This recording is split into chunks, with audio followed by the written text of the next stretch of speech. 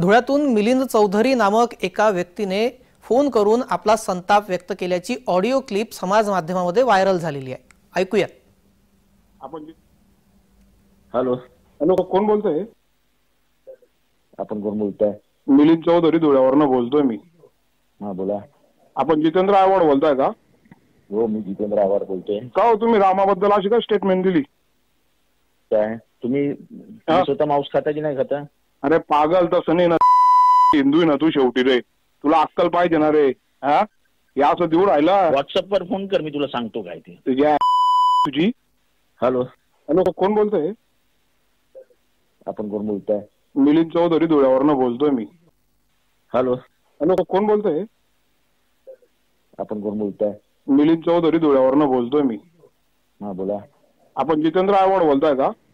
हो मी जितेंद्र आव्हाड बोलतोय। का हो तुम्ही रामाबद्दल अशी काय स्टेटमेंट दिली?